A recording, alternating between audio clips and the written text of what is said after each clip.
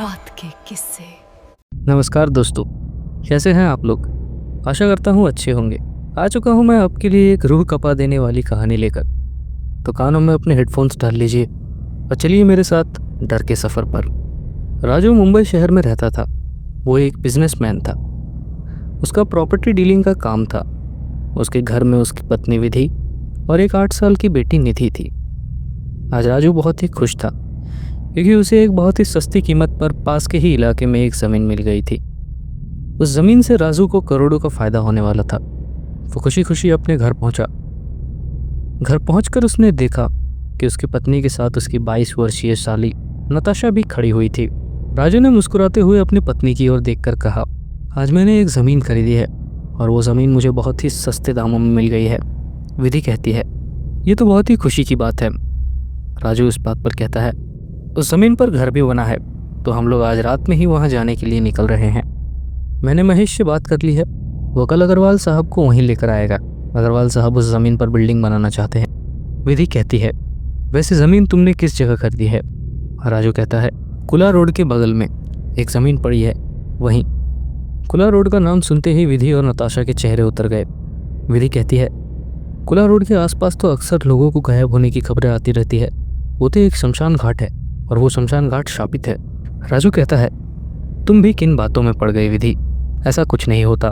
ऐसी बातें सिर्फ किस्से और कहानियों में अच्छी लगती है। तुम पैकिंग कर लो, नताशा भी हमारे साथ चलेगी। आज रात डिनर हम उसी घर में करेंगे। न चाहते हुए भी विधि ने पैकिंग की। 4 घंटे बाद राजू की फैमिली कुलरा रोड के पास बने हुए घर तक पहुंच गई। घर भी शमशान घाट की ज़मीन पर ही बना हुआ था। विधि ने देखा कि उस घर के चारों तरफ कोई भी घर नहीं बना था। वहाँ पर एक अजीब सी मनहूसियत सी छाई हुई थी। रात हो चुकी थी। राजू कहता है, तुम सब यहाँ बाहर ही खड़े रहोगे। विधि कहती है, राजू तुम्हें क्या हो गया है, तुम इस इलाके की मनहूसियत दिखाई नहीं देती। राजू कहता है, मनहूसियत कुछ नहीं होती। अब दरवाज़ा भी खोलो, मैं चाहता हूँ इस दरवाजे को तुम ही खोलो। विधि ने जैसे ही दरवाज़ा खोला तो सामने खड़े हुए व्यक्ति को देखकर उसके गले की चीख निकल गई। राजू, क्या हुआ। विधि, वो देखो घर के अंदर कोई खड़ा है। सामने खड़े हुए व्यक्ति को देखकर एक बार तो नताशा भी डर गई। उसने देखा एक दुबला पतला व्यक्ति जिसकी आंखें अंदर की ओर धसी हुई थी, वो खड़ा हुआ उन्हें घूरे जा रहा था। उसके शरीर को देखकर ऐसा लगता था जैसे कि मांस उसके शरीर में था ही नहीं। राजू कहता है, कौन हो तुम और इस घर के अंदर क्या कर रहे हो। उस व्यक्ति ने बहुत ही भारी आवाज़ में जवाब दिया, मेरा नाम बिरजू है साहब। मुझे बताया गया था कि आप लोग यहाँ पर आने वाले हैं, इसलिए साफ सफाई के लिए मैं यहाँ पर आया था। मुझे इस घर के पुराने मालिक ने भेजा है। राजू कहता है, अच्छा तुम्हें महेश ने भेजा है, ठीक है अब तुम जाओ। बिरजू कहता है, अगर आपको किसी भी चीज़ की ज़रूरत पड़े तो आप मुझे बुला लेना। राजू कहता है, हाँ हाँ ठीक है अब तुम जाओ। राजू के कहने पर बिरजू वहाँ से चुपचाप चला गया। नताशा, विधि और उसकी 8 साल की बेटी निधि बिरजू को देखकर बेहद ही डर गई। रात का खाना खाकर सब लोग सो गए, लेकिन विधि की आंखों से नींद कोसों दूर थी। वो जब से यहाँ पर आई थी उसे बड़ा अजीब सा महसूस हो रहा था। अचानक विधि को घुटन सी महसूस होने लगी और वो ठंडी हवा खाने के लिए कुछ देर के लिए बाहर की तरफ आई। मगर बाहर का मंजर देख उसके रोंगटे खड़े हो गए। उसने देखा 4 व्यक्ति जिनकी आंखें ही नहीं थी। उनके शरीर पर खाल की जगह जली हुई चमड़ी थी। विधि ने वहाँ से भागने की कोशिश की, मगर उसे ऐसा महसूस हुआ कि जैसे उसके पैरों को किसी ने जकड़ लिया हो। देखते ही देखते वो चारों लोग विधि के पास आकर खड़े हो गए और अजीब से अंदाज में हंसने लगे। विधि के शरीर में खून जम सा गया था। वो चीखना चाह रही थी, मगर चाहकर भी वो चीख नहीं पा रही थी। अचानक उसके कानों में उन चारों में से एक की आवाज़ टकराई, यहाँ से चली जाओ, ये शमशान घाट तुम्हारा नहीं है।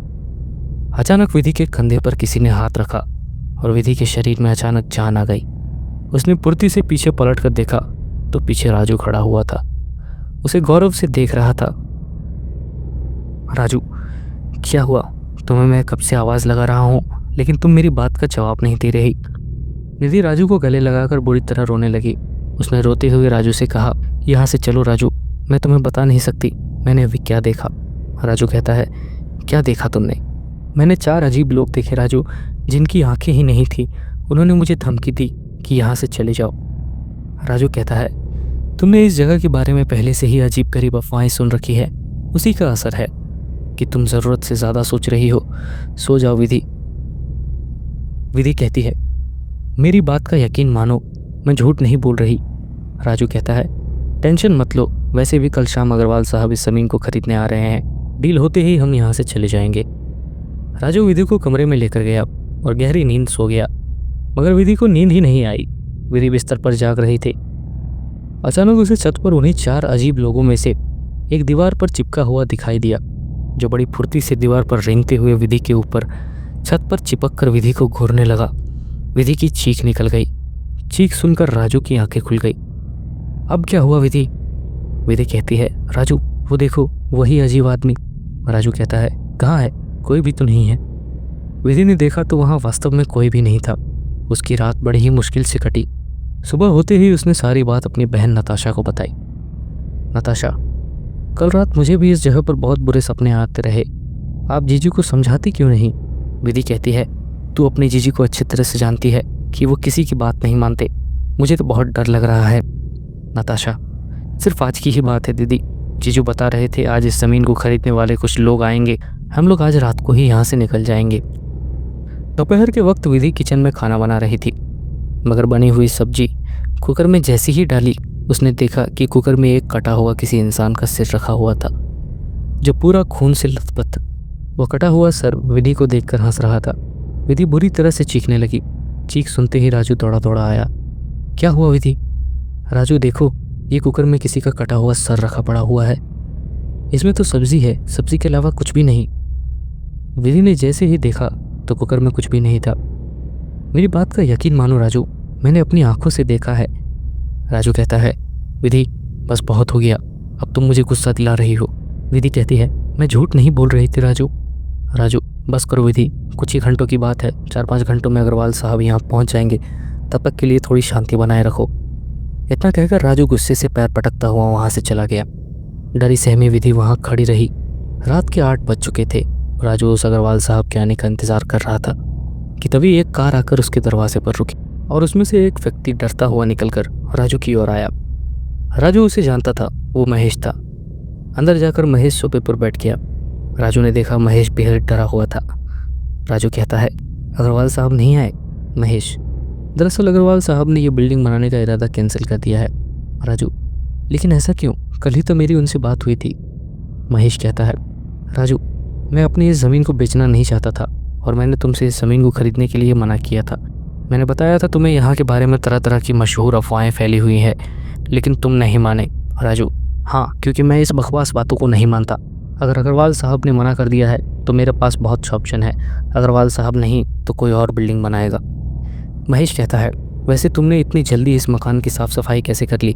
मैंने जब ये मकान बनवाया था तो सिर्फ कुछ ही दिन रुका था, और क्योंकि मेरी पत्नी यहाँ हमेशा डरी डरी सी रहती थी। राजू, अरे तुमने तो अपना ही नौकर भेजा था ना बिरजू, उसी ने साफ़ सफाई की है। राजू की बात सुनकर महेश का चेहरा डर से पीला पड़ गया और उसने हकलाते हुए कहा, राजू मैंने तो कोई नौकर नहीं भेजा राजू, इस मकान की चाबियाँ तो तुम्हारे पास ही थी। राजू, ये कैसी बातें कर रहे हो? मैंने खुद अपनी आंखों से तुम्हारे नौकर को देखा था, दुबला सा था, उसकी आंखें भी अंदर धंसी हुई थी। राजू की बात सुनकर महेश उठकर खड़ा हो गया और वो तुरंत दरवाजे की ओर भागा। राजू ने गुस्से में महेश से कहा, मेरी बात का जवाब तो देते जाओ। अगर तुम्हें किसी को नहीं भेजा था तो मकान का दरवाज़ा पहले से कैसे खुला हुआ था? कौन था वो?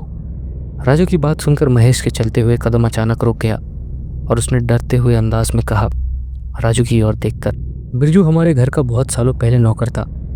उसकी मौत यहीं पर अजीब परिस्थितियों से हुई थी और उसे इसी शमशान घाट में जला दिया गया था। हम उसी रात छोड़कर चले गए थे। अचानक राजू का चेहरा डर से पीला पड़ गया और उसने चिल्लाकर कहा, महेश, तुम्हारे सामने तो तुम्हारा नौकर ही खड़ा है। जैसे ही महेश ने सामने देखा तो उसके सामने बिरजू खड़ा हुआ उसे घूर रहा था। इस वक्त बिरजू का चेहरा जली हुई चमड़ी जैसा था। उसकी आंख अंदर की ओर धसी हुई थी। उसके हाथ कंकाल में बदल चुके थे। देखते ही देखते बिरजू ने महेश को पकड़ लिया और अपने दांत महेश के शरीर में गड़ा दिए। कुछ ही पलों में महेश मृत अवस्था में ज़मीन पर गिर गया। ये देख राजू की चीख निकल गई। चीख सुनकर उसकी पत्नी विधि, नताशा और उसकी बेटी निधि भी आ गई। सामने का नज़ारा देखकर उन सबके चेहरे खौफ से पीले पड़ गए। विधि ने चीखते हुए राजू से कहा, मैंने तुमसे कहा था ना राजू, अब देर मत करो, यहाँ से तुरंत निकलो, नहीं तो हम सब भी मारे जाएंगे। वो सब बाहर की ओर भागकर निकल ही रहे थे कि अचानक तेज हवाएं चलने लगी और राजू अपनी बेटी को गोद में उठाकर भागा, मगर सामने मुर्दों का पूरा झुंड खड़ा हुआ था जिनके शरीर पूरी तरह से जले हुए थे। देखते ही देखते मुर्दे राजू और उसकी बेटी निधि पर झपट पड़े। राजू और उसकी छोटी बेटी की चीख सन्नाटे को चीर गई। सामने का नज़ारा देखकर नताशा बुरी तरह से चीखने लगी कि अचानक पीछे से एक हाथ जली लाश ने उन्हें पकड़ लिया और अपने दांत नताशा के गर्दन में गाड़ दिए। कुछ ही देर में नताशा लाश में तब्दील हो गई। ये देखकर विधि चीखते हुए भागने लगी। अचानक उसका शरीर किसी से टकराया। जैसे ही उसकी नज़र सामने टकराने वाले पर गई तो उसके सामने एक मुर्दा खड़ा हुआ था। उसका चेहरा पूरी तरह से जला हुआ था। उसके पूरे शरीर का मांस कहीं कहीं से गायब था। उसे देखकर विधि की आंखों के सामने अंधेरा छा गया। देखते ही देखते मुर्दों के झुंड ने विधि को घेर लिया और विधि की एक चीख के साथ शांत हो गई और सब तरफ सन्नाटा छा गया। दूसरे दिन पुलिस वालों को वहां से 5 लाशें मिली और न्यूज़ हेडलाइन में चल रहा था कि कुलरा रोड के पास स्थापित शमशान में फिर से 5 लोग मारे हुए पाए गए। आखिर इस रहस्य से पर्दा कब उठेगा?